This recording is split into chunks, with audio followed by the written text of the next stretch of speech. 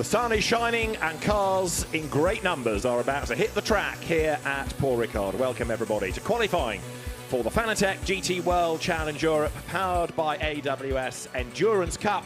It is the second of our endurance events, and of course this is our 6-hour race that comes at the end of today into the darkness. It is always a fascinating race. It's got everything that you can throw into it. It's going to be, as far as we are aware, a good dry day. It's nice and warm outside, a little bit of a breeze, but the Paul Ricard circuit that has always played host to this pre-Spa warm-up, if you like, because of the ability to have the night running, is a real favourite with the teams. But it's a tough day because they've got a lot of action to get through, and qualifying is important not only for the grid but also keep out of trouble. The last thing they need for the teams is a repair job between qualifying and the race. Usual format, 3 qualifying periods. It is the aggregated time of each car that will determine the grid, and there Matt Campbell's Porsche at GPX is good to go. David Addison and John Watson trackside. Pressure's on, John. 3 short, sharp qualifying sessions to give us a grid. Well, it's a delightful morning right now, 21 Celsius. Couldn't be more pleasant. But it's a very, very long day for everybody. People were here this morning queuing up to get their COVID tests, all the checks you've now got to go through. And then we don't finish. And if you're lucky, you might get away at 00:30 on Sunday morning. It is a long day for the team. Some of the drivers have also got the Esports Pro Series race to do in the lunch break, which some are actually looking forward to because it's even more time behind the wheel. It's another opportunity to put into practice perhaps a lesson learnt after qualifying. So for drivers, it's going to be busy. Those are the drivers who probably don't consider they've got a chance to win here. The real race, not Esport race, a proper motor race, 6 hours. So it gives those drivers, individuals, teams, and whichever, that extra opportunity. As we look at this Paul Ricard, 5.770 kilometers, 5.79. Well, I don't know where the variance comes from, but because, thank goodness, we're not running the chicane in the middle of the long Mistral straight. We've got a proper run onto it. It's virtually a kilometre in length. And then just at, you see, Inter 2, that's when you go to Sector 2. That is where you have that big commitment for scene. We've seen previous races that have had markers on the outside to stop track limit abuses. Be interesting to see just what they've done this year, whether they will still try to preclude track limit abuses. There is the view looking from scene all the way down to the very beginning of the Mistral Straight. And we've got cars making their way down the pit lane now, ready for Q1. And the drivers then who will, in I think every case bar one crew, be 3 drivers. We do have 1 2-driver entry, which is Phil Keane and Hiroshi Hamaguchi. Hiroshi Hamaguchi doing the lion's share of the driving. Simon Gachet is good to go in number 87, the ACA ASP Mercedes, of course defecting from Audi and Santalok from last season to this. Well, 5.791 kilometres means it is a long lap, but you've got some tight and twisty bits, and inevitably people are going to moan about traffic at certain parts of the racetrack. You put out 47 cars and it's going to be a busy racetrack, and of course these short qualifying sessions, you want to maximise the best usage of your Pirelli tyres, because the fresher your tyre is, the less laps you do on it, the better you are fundamentally off. Benchmark time, well, the best we saw over the 2 practice sessions that we had on Friday afternoon was a 1:53.942 by the 88 ACA ASP Mercedes-Benz, Raffaele Marcello behind the wheel. Expect that to be improved upon because this is now qualifying. And while the cars will start off in Q1 slightly heavier than they will end up in Q3, nevertheless, on fresh rubber, that will more than compensate for any additional fuel ballast that they will have to carry. And as the drivers make their way to the end of the pit lane, ready to go, some just hanging back, including Ollie Milroy, who's going to go first for Inception Racing and the McLaren. Good to have McLaren's back. Brendan Reed, very, very quick driver, even though he's of limited experience, but was a real standout in the British GT 3-hour race at Silverstone in November of last year. Green light goes on, Q1 is underway then, and out they pour. So, of course, as John's just made the point, the cars are at their heaviest within Q1, but it's going to be fascinating to see what lap times we get and how the grid shapes up as Milan Doncia goes down the pit road in number 24. 66 is on its toes, ready to go. Christopher Meese will do Q1 in that car. fastest in pre-qualifying, which took us into the darkness last night, was Vincent Abril, again in the 53s, 153.9 in the number 4, the Pink Panther as it might be, Mercedes. That is Karim Ogier's BMW out of the Brooks-Gignon stable, and Karim Ogier, Jens Liebhauser, Jens Klingmann, the 3 drivers there. Down at the far end of the circuit, this is a part of the racetrack where last year enormous amount of track abuse as drivers were fighting for parts of the racetrack which are not on the real map, circuit map. Nevertheless, we got through that, and let's see what happens in this remainder. 15 minutes already, we've got a minute and a bit down. So all the way down that long Mistral straight. In fact, towards the end of it, it starts to climb upwards, and then you make the commitment, and make no mistake, it is a massive commitment that you have to make to get into scene and carry the speed all the way through, and then the run down into the double droit du Bousset. So Karim Ogier, who was the winner of the Philippe Chariot Trophy last year, he turns his way now through that long right of Bousset, and now wriggles its way up towards Bendor Village, up towards the end of the lap. So hugely experienced driver is Karim Ogier, class winner at Le Mans, 10 years ago, and comes then on his start-up lap up towards the end. But as he crosses the line, life is going to get really different because the road is getting busier all the time. He slowed right down, possibly on instruction from the team, saying there's a whole lot of traffic that's going to be ahead of you. Lag back rather than catch it. But the pit lane is, at the moment, a complete line of cars making their way out onto the circuit. Well, Karim Ogier has managed to find a little bit of space. What he didn't want to do was to run up to the back of another car as you go out on your flying lap up into the S's at the end of pit straight. Looking at the Porsche going through, then you've got that run down all the way down to Virage du Camp, then the return leg getting back onto the Mistral straight. So this is a very tight part of the circuit. This is the exit of the chicane at the end of pit straight. Cars moving around, trying to get some tire temperature. That's right, as we'll get flying laps offered up at the end of this lap. Now there, number 71 is good to go, the Antonio Fuoco Callum Davide Rigon Ferrari. That's got to be a potential winner, and of course Fuoco started on pole here last year. Well, Ferrari did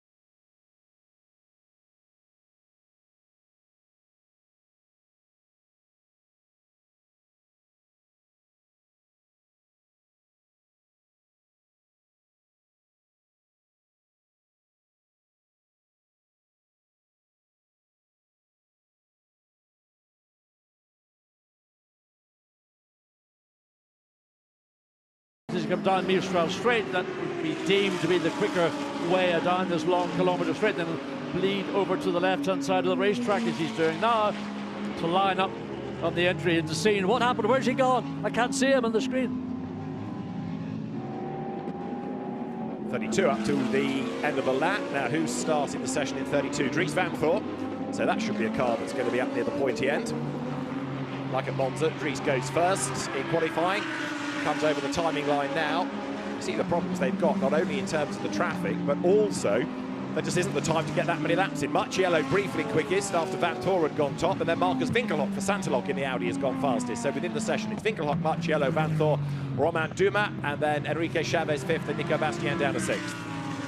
Difficult opening moments in this first of 3 qualifying sessions, because just literally a quick car 32, Dries Vanthor, finding himself locked again at the far end of the racetrack through these sequence of fairly medium to low speed turns that bring you back to the return leg. Look, he's backed out of it now to try and give himself some space, but what's the point? He's got cars catching him, so he backs off to give himself space. Those behind are going to be all over him before he completes the lap.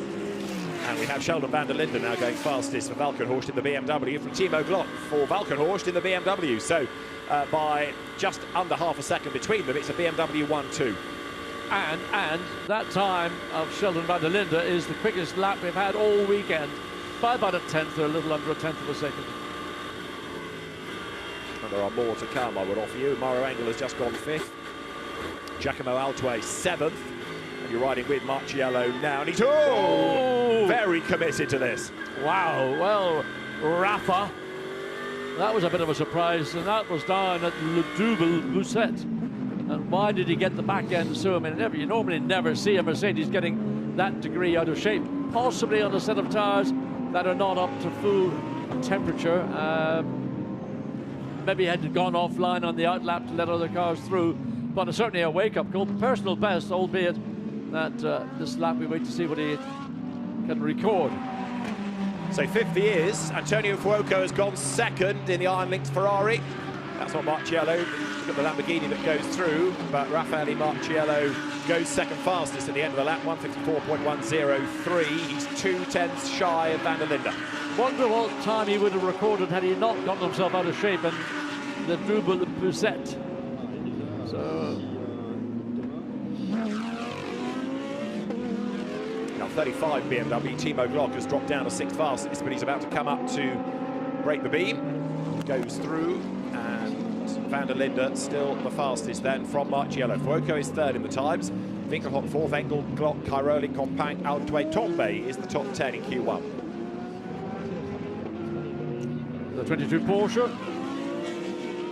Matt Campbell behind the wheel, just getting a glimpse of the tail of the car as they come on. That's coming onto the scene, Porsche about to enter scene, and then looks absolutely planted. Wow, he just about gets it back before those, and dives on the inside of the Bentley, because the Bentley was a little bit, and now he runs wide as a consequence. Overran into the Double Busette. So all the good work he did, something a bit of a cone or bodywork lying in the middle of the racetrack, but Cairoli in the 54. And he's sideways again there. Look at a personal and an absolute best in sectors 1 and 2. A lot of cars with a lot of movement this morning, suggesting that it's a bit chillier on the racetrack than you might anticipate, that the tyres aren't yet up to proper temperature. But Cairoli has thrown everything at this lap. He has had to worry about traffic, including the number 107 Bentley there behind him, which he's negotiated, that car being driven at the moment by Gilles Vanelay. So Cairoli started the lap 7th fastest. He's about to end the lap. Where's it going to put him? 7th is the answer, because the last sector was a slow one. Yeah, he backed out of it, he got into traffic, and also the back of the car was wandering around, so he's going to reset, start all over again. And we've got, what, just over 5.5 minutes of the session remaining, and as the time fades away, then it puts more and more pressure on all these particularly pro drivers who realise how important it is to have that maybe front 3 rows of the grid position to be able to get clear. If you start midfield, historically, Paul Ricard, it is a real nightmare to get through to what would be your maybe natural position in the field. We're getting lap times cancelled for people on the basis of exceeding track limits, the most recent being Nicolas Bourne for the SPS Automotive Performance team. And he's not the only one, because I think we've had one also cancelled, yes we have, from Santalok's Adrien Tambay. Antonio Fuoco's had a lap cancelled as well, number 71 Ferrari. So, not surprisingly, track limits are an issue, John. It's always a case here, Paul Ricard, because the track limits are very flat. There's no real demarcation. It's just literally racetrack, blacktop, then painted racetrack. There you can see white and red. And of course, around the rest of the racetrack, these sort of a kaleidoscope of blues and greens and reds, but very easy to unintentionally. There's nothing that one might say was done deliberately, but just the car will on occasions run a little bit too wide, and that's then when you come into conflict with the stewards, and track limit abuses will be penalised with your time being removed. So right now it is, as you look at the 14 Lamborghini of Alex Fontana, car that went very well, don't forget, at Monza. It's perhaps one of the surprises of the race. 4 minutes to go in Q1. Sheldon van der Linde is still the fastest. He's now pitted, possibly of course, to end Q1 early and get the team ready for the second part of qualifying. Marco Wittmann to go next, and then David Pittard to do the final stint, interestingly.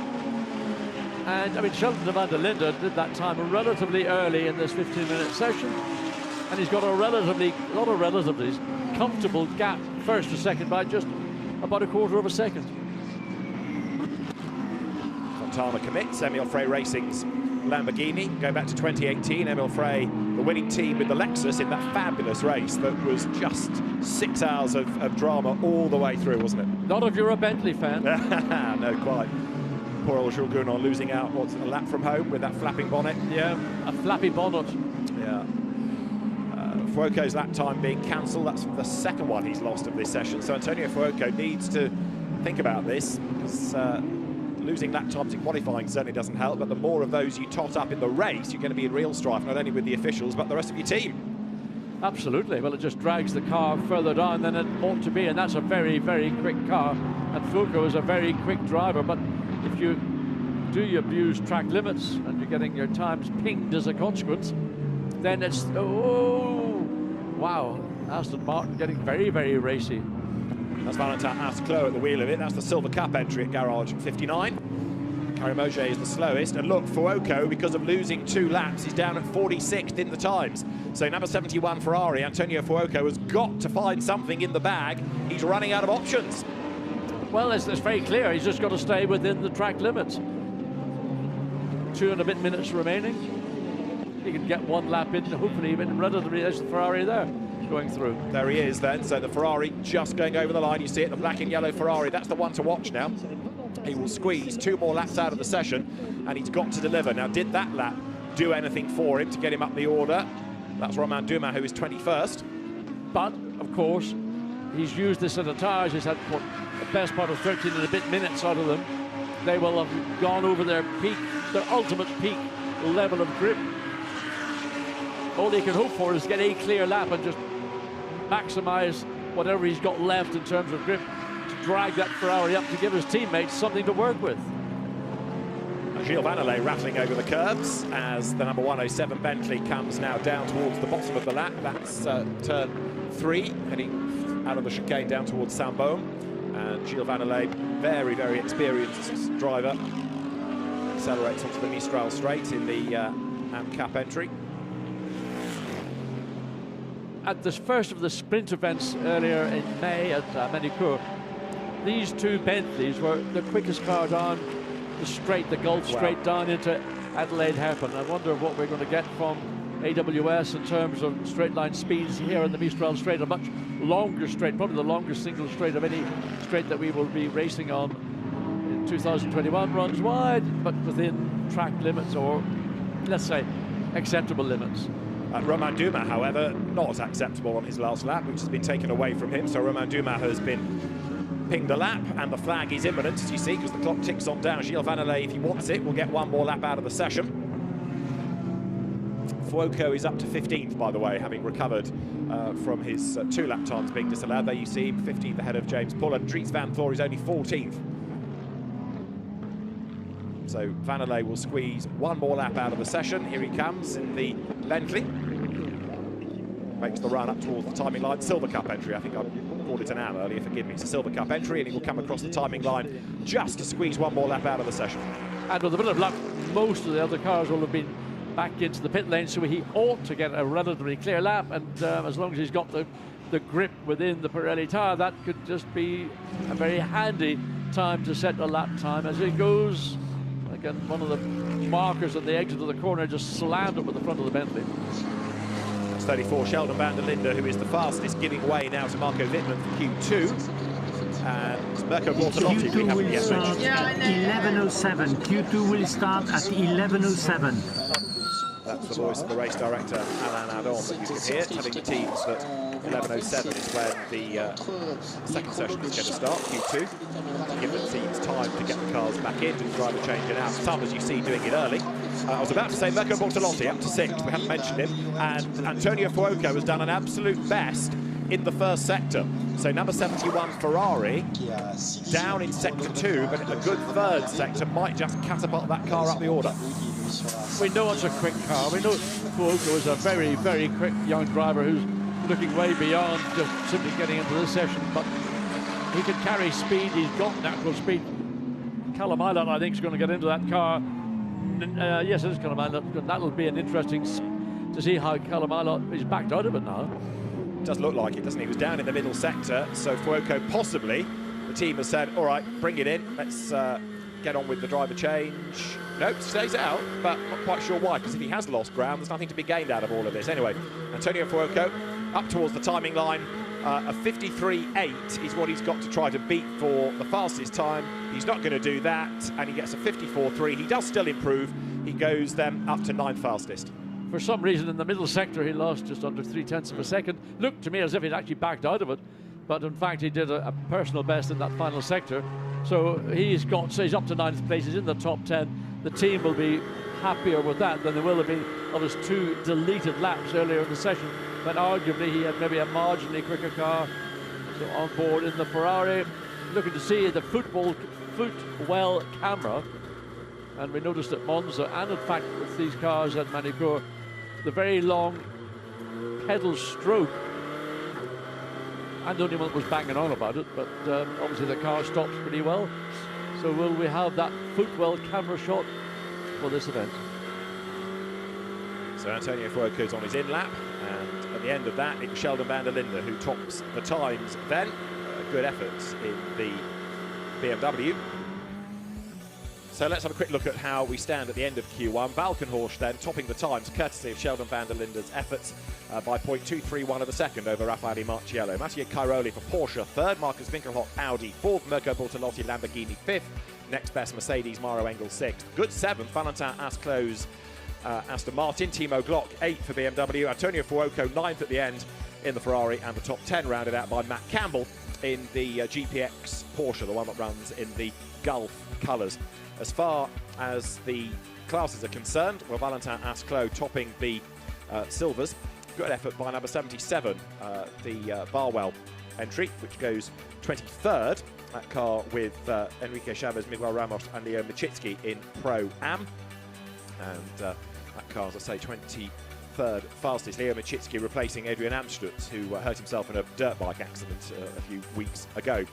47 cars in total, meaning it is going to be a very busy circuit indeed throughout the day as far as Fanatec GT World Challenge Europe powered by AWS Endurance Cup is concerned. Way back 40th, Chris Froggatt, Rob Collard just behind him. But of course, as ever, you can argue that the grid means relatively little. As long as you can keep out of trouble through the first couple of corners, then you can, in the race itself, start to plan. You've got 6 hours worth of racing to do. 46th is where Sarah Bovey is, the first of the so-called Iron Dames in the Iron Lynx all-girl Ferrari, just ahead of Karim Auger, who is 47th with Jens Liebhauser ready to take over that car. So an interesting first session. What it proves, I'm not yet sure. Well, to me, the BMW, whoever was behind the wheel, but Sheldon van der Linde here in this first session of qualifying, that car was 4th quickest in the second of the 2 sessions yesterday evening. So there is consistency. It's not just a spike that suddenly has popped up that the BMW, the Valkenhorst BMW, has done a one-lap wonder. That they've got performance there, and the BMW has been a strong runner.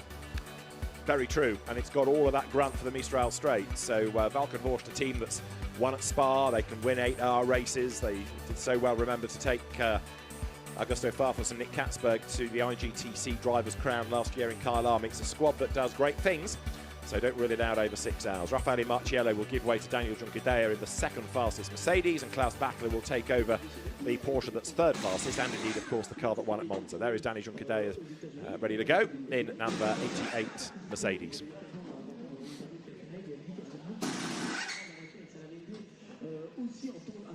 So that car from the ACA ASP stable, 0.231 of a second down. So now, of course, just to make the point, we're going to have Q2, and at this point we start to aggregate the time. So we'll be talking about where people are in the session and where they are on the grid. 111 is ready to go, that being the JP Motorsport McLaren of Patrick Krupinski, he's driven. Karol Bash, Lamborghini specialist, who goes next.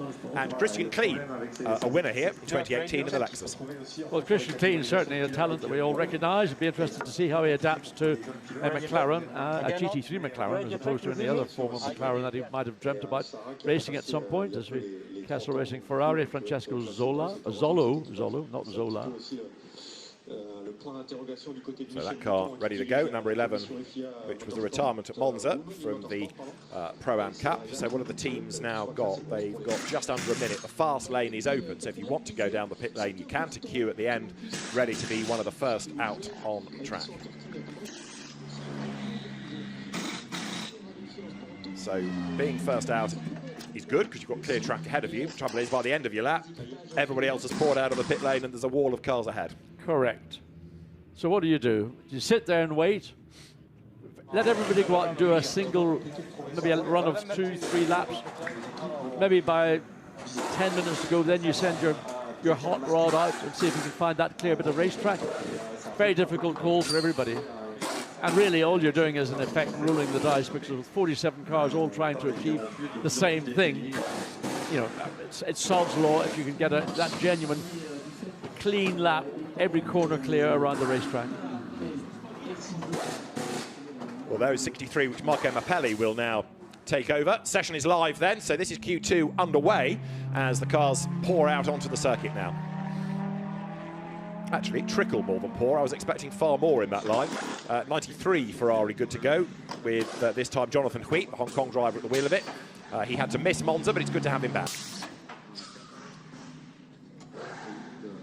So the AF Corsa run, Sky Tempesta Racing Ferrari. That's the view in the cab.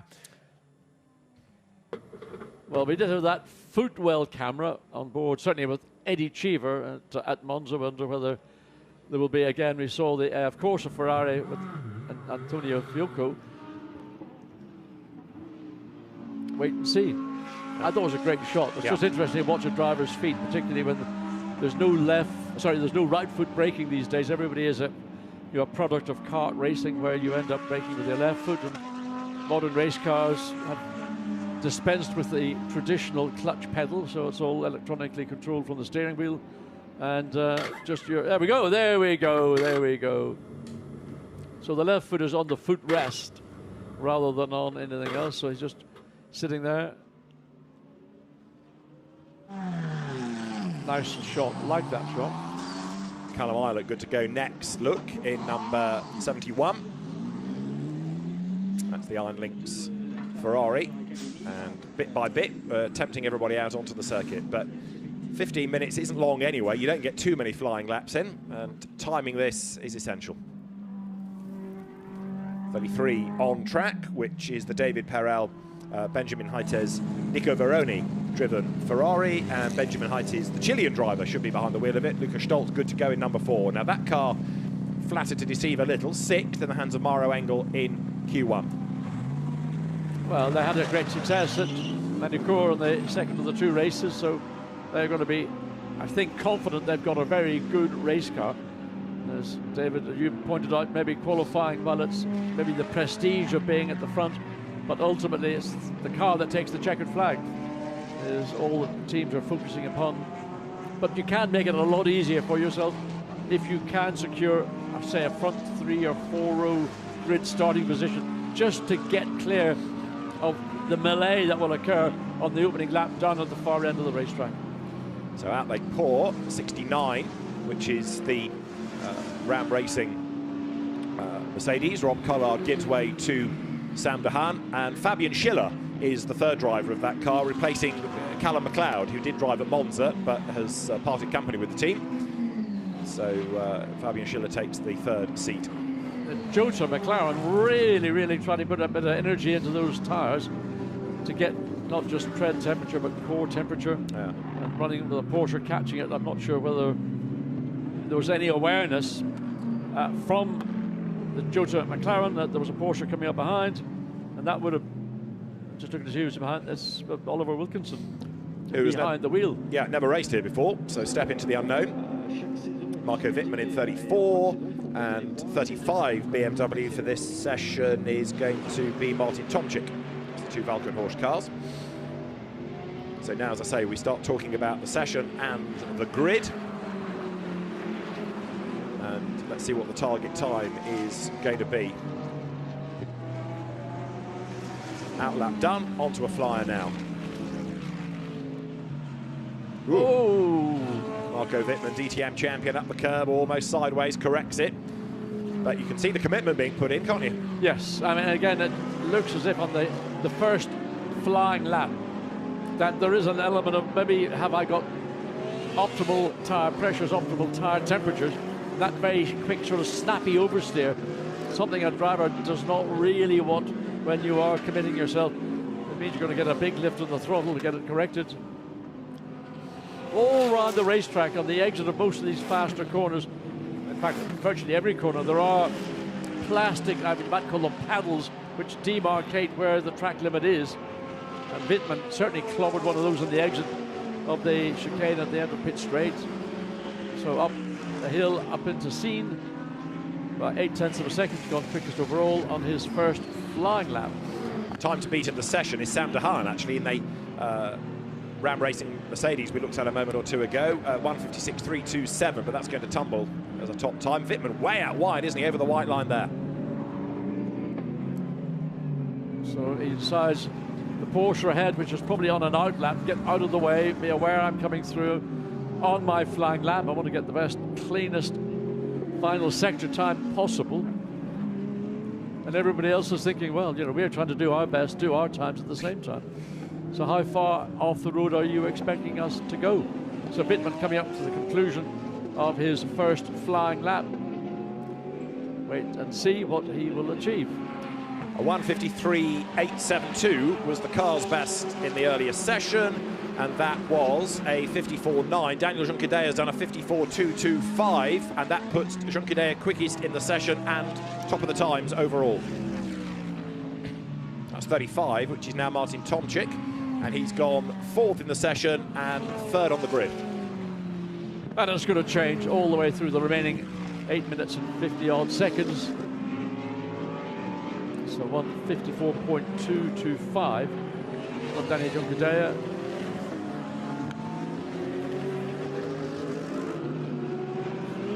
In Earl Bamber, just looking down the current top 20 runners, Earl Bamber was great time by the number McLaren. Was going to say up to 3rd place of Bash Garnier in the Mercedes. Jack Aitken second quickest in the Emile Fry. That's a good effort. Very good. Callum Ilott, Jack Aitken are loving racing these cars. Lucas Stoltz fastest in the session, 1:54.1. That puts the car 2nd on the grid as you look at Tomczyk, who is down in sector 1, down in sector 2.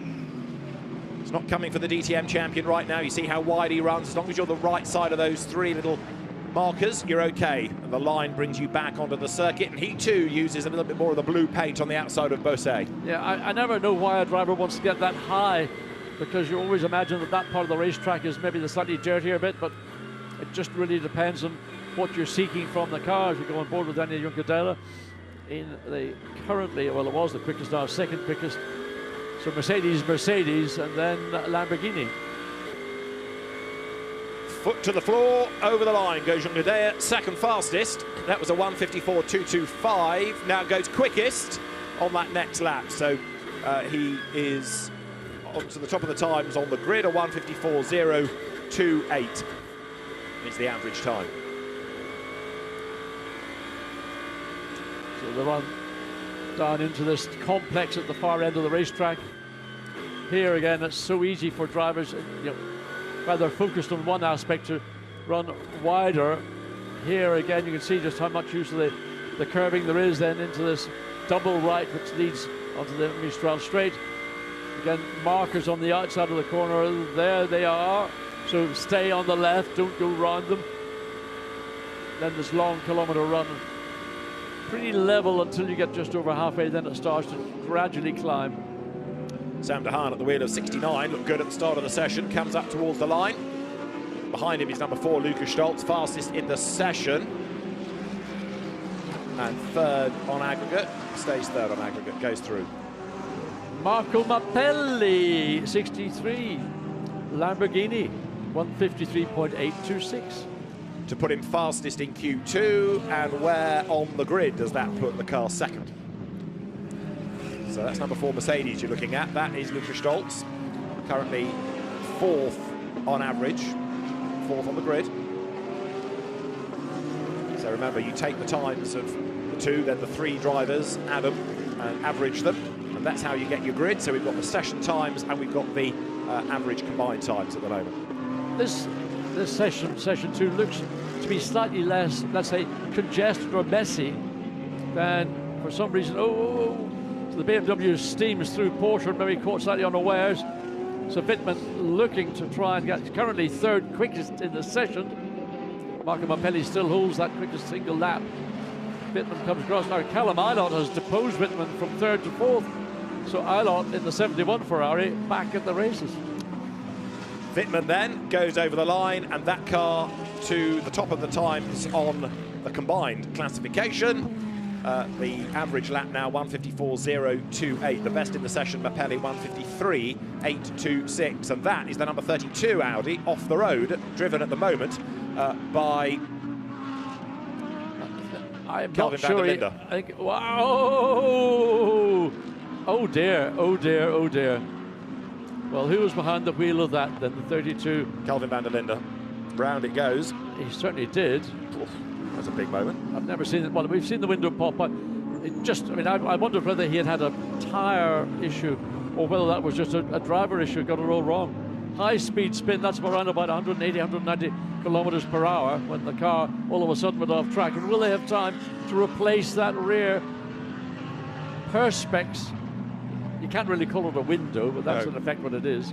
Well, the car was 7th, so it's done a reasonable time, and it's 7th on the combined times. This is Callum Ilott, 3rd in the session, and 2 personal bests. This is looking good, isn't it? Yeah, I mean, he's going to shave a little bit off his previous best time. Needs a little bit more than anybody's 0.3 of a second down in this session from Marco Mappelli in the 63 Lamborghini. Nevertheless, any improvement, will it bring him close to, could put him provisionally second quickest, depends how he finishes this last sector of the circuit. He's pretty much clear into the final turn. Unwinds the steering lock and hard on the throttle. Callum Ilott, it's time to just wipe the sweat from his eyes, comes across start-finish line. Somehow or other goes backwards. Instead of being 3rd, he's now 5th overall, but stays 3rd in the session.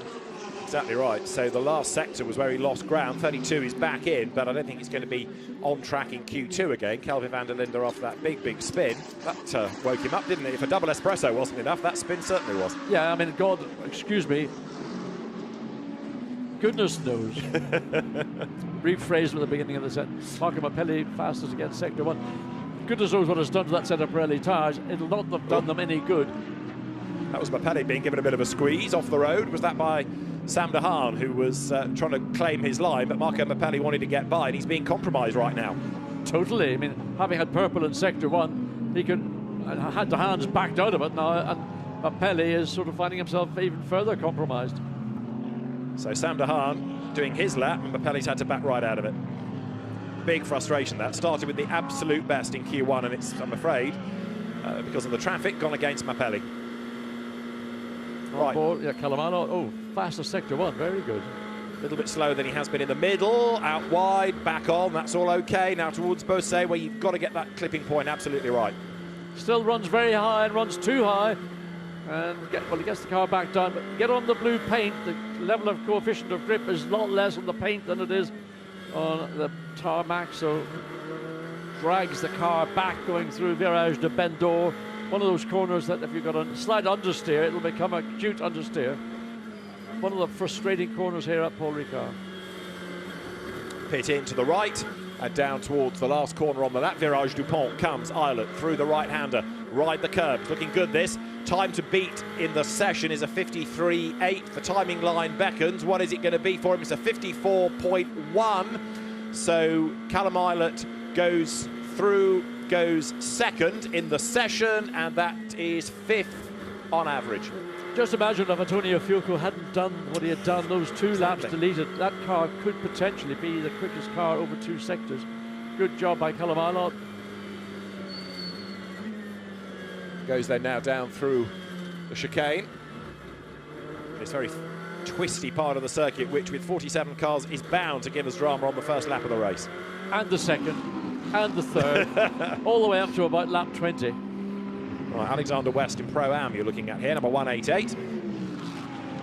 Part of the Garage 59 team behind the wheel, part of the Garage 59 team ownership, and of course Johnny Adam will do the last sector of qualifying. Now looking at the line at Alexander West, that to me is what I would describe as the optimal line through Double Bousset. It may not always be the quickest, it depends on your preferences, how the car likes it, but certainly that to me, Alexander West not getting into the area of the blue painted lines on the circumference of the corner. Up towards Virage Dupont, he'll squeeze one more lap out of the session if he wants it, but this hasn't been a great lap, has it, down in the first 2 sectors. So over the line goes the Garage 59 Aston Martin, Andrew Kirkcody's team, with input from Chris Goodwin, Alexander West, 54 Porsche hard at it, and the car here with Klaus Bacher at the wheel. A winning car from Monza, riding the curb, so this is another committed lap, losing 18 thousandths in the middle sector. Yeah, they've dropped down to 13th in this session. You can see where the car is overall. Checkered flag, checkered flag. Q3 will start at 11:30. 11:30. So just 8 minutes, under 8 minutes before Q3 starts, as you hear Alain Adom telling the teams thus. Right, Klaus Bacher goes through, 7th on aggregate, that car, 13th in the session.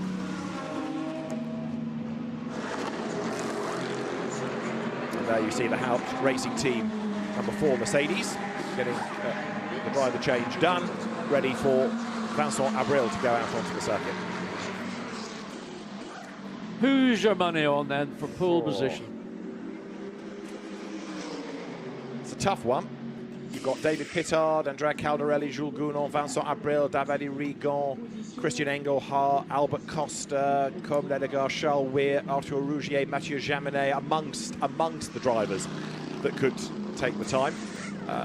If you're talking about fastest in Q3 rather than the overall top time, I'm tempted to go Caldarelli. I think you're right. That's overall. Overall or fastest in Sector 3? Fastest in Q3, Caldarelli. Fastest overall would be the Caldarelli. If Caldarelli goes quickest overall in Q3, would that be enough? Because currently that car is second quickest after the 2. So it's got to be, if Caldarelli can be quickest in Q3, he will, in my view, be quickest overall pole position. Very possibly. Depends what the others do, doesn't it? David Pittard's car is at the moment 18 thousandths ahead on the combined time, but let's wait and see what the others do. But if he does go fastest in Q3, well, if he goes 18 thousandths quicker than the BM, then he would certainly have, in my view, should be good. Yeah. Very close. I mean, amazingly close times. When you consider the length of a lap around here, 5.7 kilometers, 3.5 miles, dominated by the long Mistral Straight, then topped and tailed by Twiddley and, well, apart from the Scene corner at pretty much the quickest corner on the racetrack. Well, this is how we look at the moment then. Marco Mappelli, fastest in Q2 on a 153.826, but what you're looking at is the combined situation.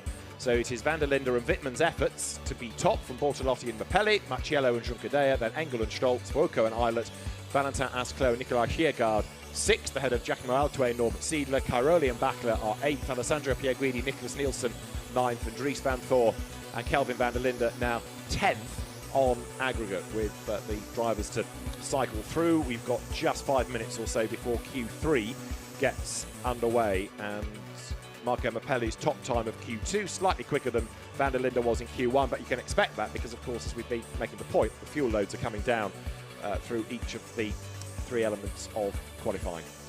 I have to say, Garage 59, Valentin Haas-Clos, that car has done a very impressive job in the Silver Cup. The top 22 on average with less than a second covering them. So that ain't bad. It shows how well the BOP works, of course, the balance of performance. And a quick look at the other end of the times, where the Iron Dames are 46th, Dorian Pain having now gone out, and Jens Liebhauser at the back in the Carimoge Boots and Gignon BMW. I'll be interested to see what Catherine Lay can drag out of that Ferrari, because she's got so much experience and skill. Indeed so. So let's quickly go to the pit lane. Marco Wittmann's just fresh out of number 34 BMW. The car is fastest thus far, and he's with Gemma Scott.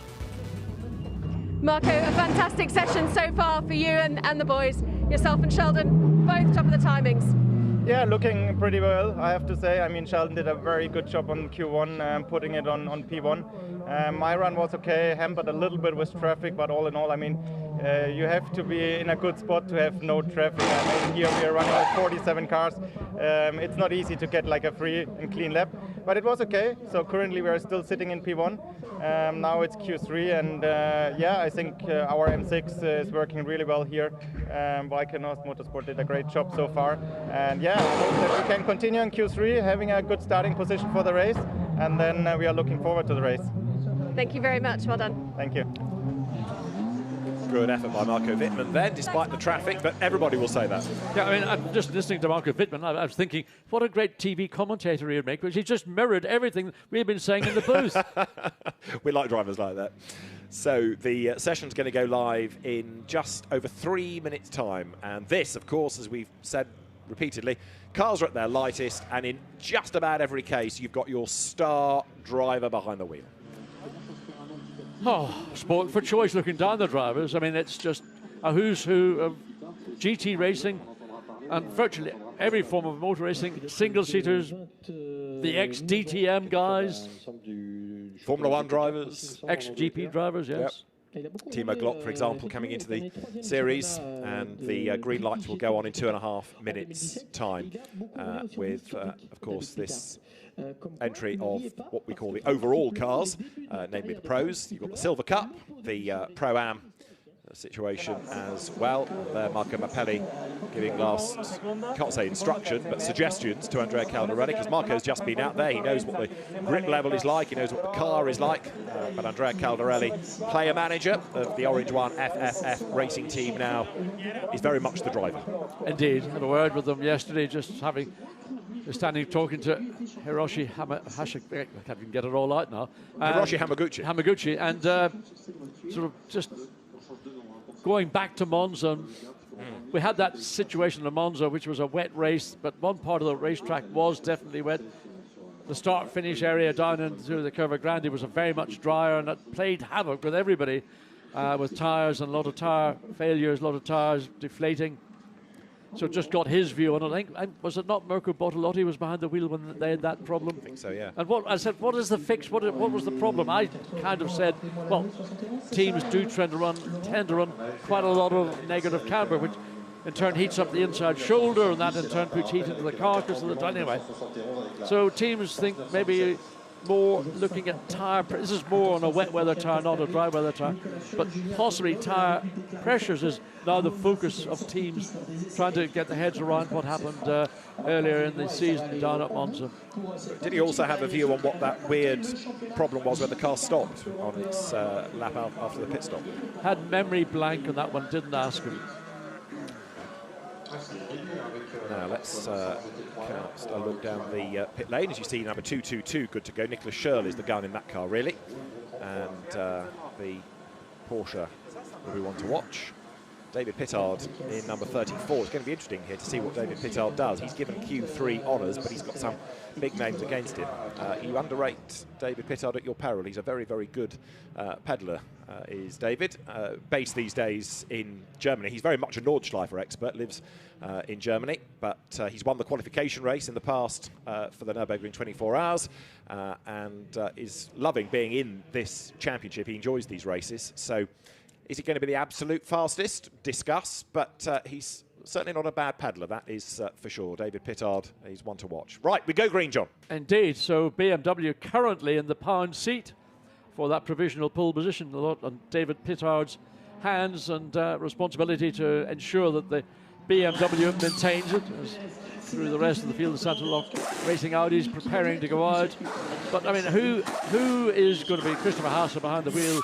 You know, what a star he's been over the years. There's the sister car.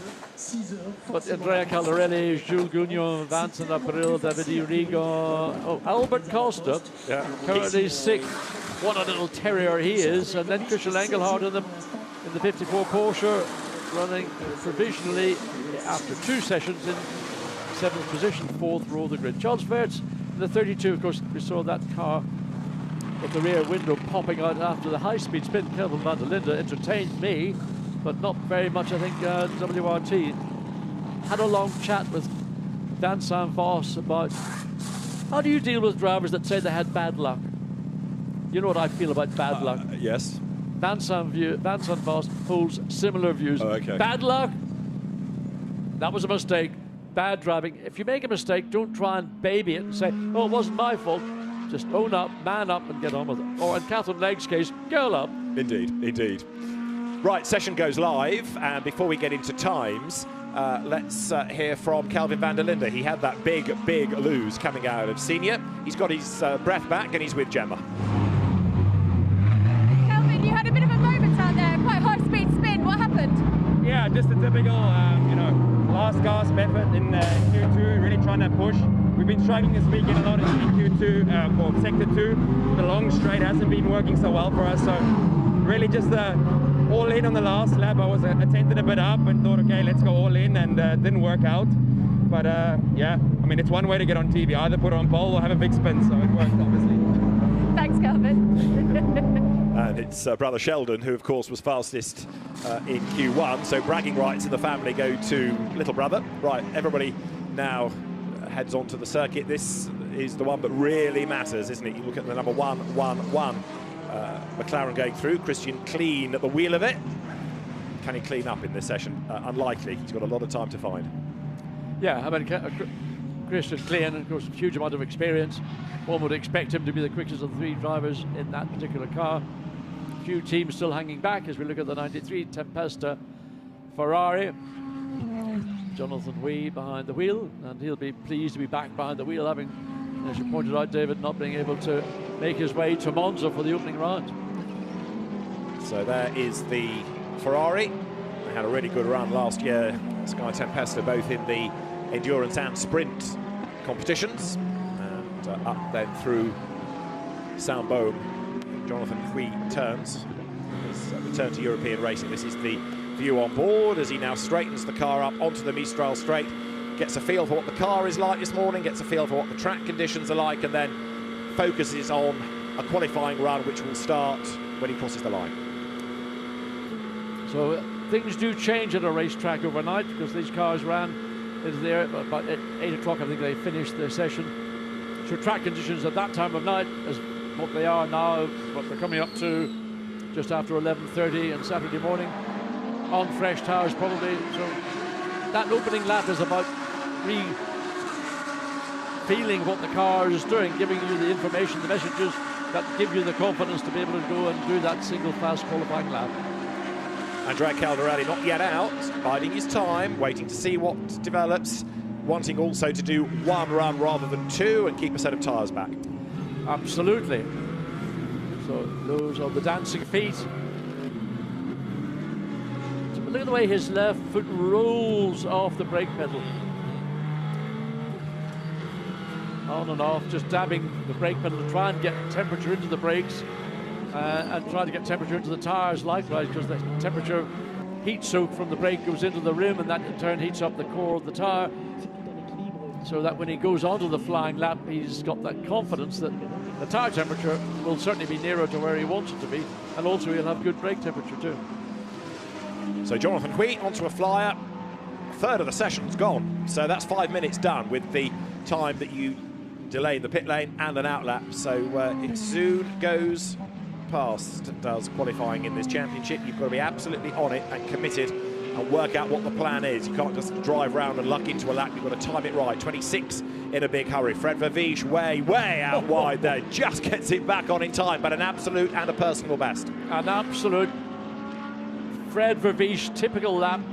Nothing left at all on the table. Now he's got a couple of cars he wants to clear. The Porsche stays out of the way. The Sisterati decides it's going to continue on this line, not really sufficiently close to have a bearing, but fastest overall Sector 1, personal best Sector 2. Fred Vervies is going to lay down a time, and that will be a benchmark time for the rest of the field to either match or probably in some cases extend.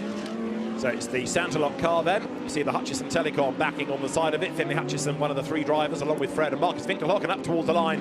Fred Vervies will do a 1:53.949 then, and that puts the car quickest on average, although Marvin Dienst in Mercedes number 7 has done a 53.846 to be quickest in the session. Fred Vervies way out wide. Yeah, well, he's been wide on his first flying lap, and he's certainly wide on the early part of his second flying lap. All of a sudden, the Torque Sport Mercedes-Benz, that's a pretty impressive run, 1:53.846. That's as quick as anybody has done so far today. Yeah, Marvin Dienst was the German F4 champion a good few years ago, and then moved across into GT racing, initially in Porsches, but now with the Top Sport WRT Mercedes. WRT in that context, World Rally Team. Christian Klein, we were talking about him in the McLaren. Currently dropping, he was third, he's now dropped down to fourth. So Christian Klein just illustrating really a talent that maybe was never totally or fully realized in his earlier years in motorsport and a variety of levels from Formula One upwards. Right, so what have we got at the moment? It is Dienst who is the fastest, but on average, Mercedes number 4 is top, isn't it? Engel, Stolz and Abril, the fastest by 1,000th of a second on the average, because Marcello, Junqueira and now Jules Gounon second on the average. So it's Mercedes, BMW, and then I was going to say this man, but this man currently is second, or his car overall second quickest after 2 and a bit of the qualifying sessions. So right now, Jules Gounon down in that middle sector, possibly because of traffic. Is he going to stay out? A long way down. I think he just bailed out of this lap. There is the car. In this session, that's the quickest overall.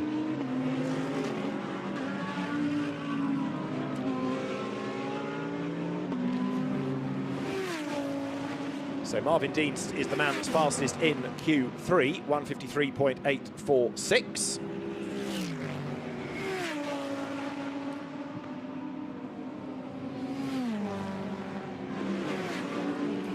Still waiting for our man Andrea Caldarelli, the one that we maybe were predicting could take, or his car. And, well, that is not the ideal line around the racetrack.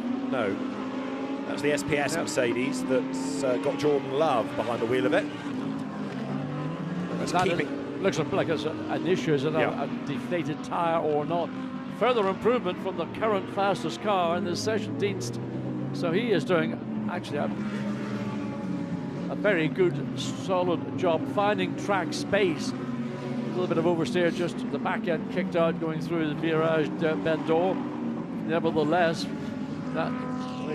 We're in Sector 2, we haven't seen the Sector 2 time. So I wonder where they've vanished to. We don't know whether it's going to be an improvement or a further improvement or not, as it came up behind the number 4 Mercedes.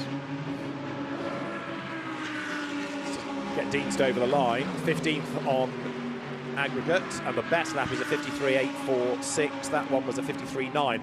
Just going back briefly to the Sky Tempesta Ferrari, we were talking about Jonathan Hui because that's what the timing graphic was saying, but it's Eddie Cheever at the wheel. It's a transponder issue on that car, so Eddie Cheever was the man behind the wheel. Not Jonathan Hui.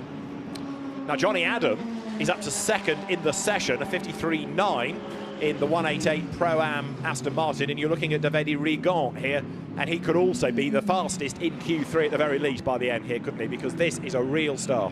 Absolutely, and the first car we saw at Monza, these cars to be absolutely, I mean, very impressive performance indeed. Remember, Ferrari won here last year, so Davide Rigon gets clear track as he comes up into this tightening, the late apex at Virage Bend d'Or, then accelerate hard, run the curve on the outside, and then the again, it's a curve rather than a corner that leads down to the final tight right-hander virage Dupont, going through this virage de la Tour, and then virage. So his fractions down. Let's see what the combined sectors end up giving us. Fastest in this session. So Davide Rigon then puts the car to the top on the combined times. That's the third fastest lap in Q3, but on average, despite Fuoco losing 2 lap times in Q1, that car is topped by 0.005 of a second. Well, Ferrari and Mercedes provisionally in the front row of the grid with just over 4 minutes remaining. Looking for Gounod, Pittard, Costa, Arthur Rouget doing a good job, and then Jaminet, the first of the Porsches. So what have we got left? Just under 4 minutes of the session.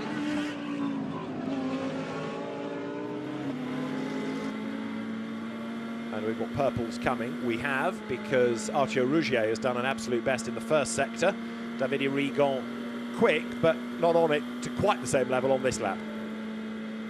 Well, we're going to have to keep an eye on Rouget and the 114 Emile Frey Racing Lamborghini, just ahead of the sister car of Albert Costa. And Ricardo Feller, Fabian Schiller, and also Florian Scholz are losing lap times for track limits. Christopher Haas up to second in Q3. And what does that do to the Audi? 13th on average on the combined grid.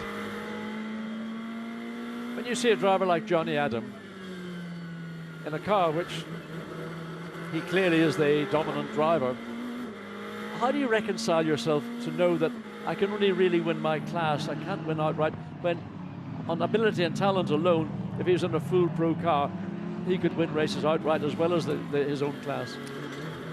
You see a lot of them. Do you ever have that conversation? Not in that context. Let me just quickly mention Andrea Caldarelli's done an absolute best in Sector 1, so this will be a good lap. I think Johnny is savvy enough to realise that he's a Aston Martin factory driver. He goes where Aston Martin want him, and if the job entails you drive with AMS, then fair enough. He does have his chance to win races in British GT, and he does so regularly. He was a runner-up last week at Brands Hatch, so I think he rolls with it, does the job. But yes, he'd love an all-pro car, but equally, he's happy to go out and win his class and work with the AMS. Right, Caldarelli, quickly, absolute best, personal best. Arthur Rouget has gone fastest in Q3. So now we're looking at a 1:53.755 to beat, which is the best of the day. Rouget is the fastest. On the grid, Caldarelli, Mappelli, Bortolotti are topped by 82 thousandths of a second from Rigon, Eilert, Fuoco. Up towards the line comes Caldarelli. Is this going to be quick enough? It is. Caldarelli then stays top of the times and is fastest in Q3 on a 1:53.719. We've got a minute and a half to go. We might have called this right in terms of who's going to get pole. I don't think we actually, pat ourselves on the back, because we know this is a quick car. We know it's an extremely well. Oh, what's this? Wow, that bit of damage there. We didn't see it in live time. So Jordan Love, what's he done? Where's he gone off? Or what's he hit? We did see that car, remember, driving off the circuit, didn't we? We were wondering what it was. Well, that might be part of the answer. And also, we've got a Kessel Ferrari. Is that in strife? No, it's the Rinaldi car. Forgive me, Nico Varrone, the Argentine driver, British F3 race winner off the racetrack. The Rinaldi, you get used to seeing Rinaldi Ferraris as green. And that's the second element of it. Around he went, coming out of first chicane. The first chicane, yeah. The exit of the chicane just got wide, probably ran the curb, and around she went. Missed anything solid, thankfully. No, and he's staying off the racetrack because there's no point trying to get back onto the racetrack at this point. There's a sort of almost an access road which takes you around and then brings you back in on the return leg. Ricardo Feller, personal best Sector 1. Slightly down Sector 2. So where will that put currently in this session? 11th quickest. So the 14. Or are they overall? Just can't quite capture that. So Caldarelli the fastest from Arthur Rouget. In the session, it's 36 thousandths between them, and on the combined times, it's 0.193 between Caldarelli and Rigon, between 63 Lamborghini and 71 Ferrari. Over the line goes Ricardo Feller, and 17th on average that car will be on the grid. So the graphics you're looking at is the grid. The session, of course, is what's affecting those times. In this session, I have to say, 2 times what we've got. Well, the session's finished now. So Vincent April is 9th and Jules Gounon 10th. Both Mercedes-Benz drivers, both in potential race-winning cars. Maybe they'll be disappointed in their times, not able to consolidate what their previous 2 teammates were able to do. Marvin Dienst, 3rd in the session in that Mercedes number 7. Really good effort. Good to have Marvin Dienst in the championship. Another underrated convert from single-seater racing. And he made that decision very early, having won the German, the ADAC F4 championship, rather than then go into another single-seater category, instantly changed tack, went GT racing, and has done a good job in Germany, in the WEC, in ELMS, and now coming into World Challenge Europe. Alex McDowell switching from Barwell to Garage 59, from Lamborghini to Aston Martin. He's in the Silver Cup entry. Former touring car racer, second generation racer as well. His father a saloon car racer in the 80s and 90s. So there's Alex McDowell on, I suspect, an in-lap now. Checkered flag is out, and he doesn't look that rapid, does it? No, it's an in-lap. He's just cruising back to the pit lane. If he then went on to another lap, he would be in trouble, because he would have taken the checkered flag and gone on and done another lap. So he'll be in the pit lane. So Andrea Caldarelli, Marco Mappelli and Mirko Bortolotti will start provisionally from pole position. And their number 4 Mercedes, 3rd provisionally on the grid, Mario Engel, Lukas Stolz and Vincent Abril. So this is the provisional order, barring anything that's lurking in the system, with the officials wanting to look at 1 or 2 cars maybe. But it is the Lamborghini number 63, Andrea Caldarelli, doing the time in Q3 to go fastest ahead of Davide Rigon. Vincent Abril guiding number 4 Mercedes to 3rd ahead of Jules Gounon. David Pittard 5th for BMW, 6th Lamborghini Albert Costa ahead of teammate Arthur Rougier. Christian Engelhardt Porsche 8th. Alex McDowell, good effort that to be 9th ahead of Mathieu Jaminet, Cobb Lenegar, Fred Verviche, Thomas Neubauer, and then Charles Wirtz ahead of Christopher Hasse next in the time. 16th Konstantin Terashenko ahead of Ricardo Feller, then Rick Brokers, Ben Barnicoat doing the driving duties in the last element of qualifying to be 19th in the McLaren ahead of Martin Dienst. 4th, putting that car to 20th overall. And a quick look down the times as 47 of them scroll through. Number 10 BMW, in fact, improving towards the end of qualifying. And number 40 Mercedes that we'd seen off the road and with a bit of damage, Jordan Love, in the end 34th overall. That lost a lap time anyway early on. Nicholas Bourne, one of the drivers to lose a lap.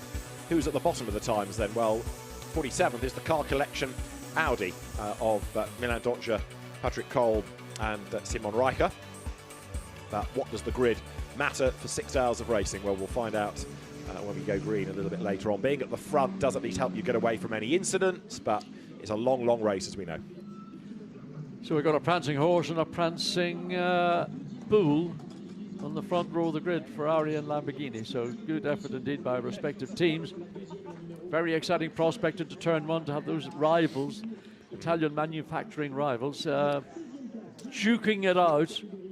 I'm sure both start drivers will be aware that it's easy to lose a race in turn 1. Yeah, prancing horse and a raging bull. It's going to be a fascinating battle, isn't it? A stampede, I think, down to the first corner. So Andrea Caldarelli may well start, but it could be Mirko Bortolotti, the start driver. And Mirko Bortolotti is celebrating a pole position with Gemma Scott. Mirko, a fantastic result for you guys in qualifying there. That's where you want to start a race like this with traffic. Absolutely. I mean, fantastic job by the whole team. Marco, Andrea, everybody did a fantastic job today. I think we had a perfect quali, so we can be really, really happy. Starting again on pole after Monza, so let's hopefully have the... It's where you want to be. Yeah, we hopefully left the bad luck in Monza and we go have a fantastic race. Good luck to you, pole sitters. Ma chance est...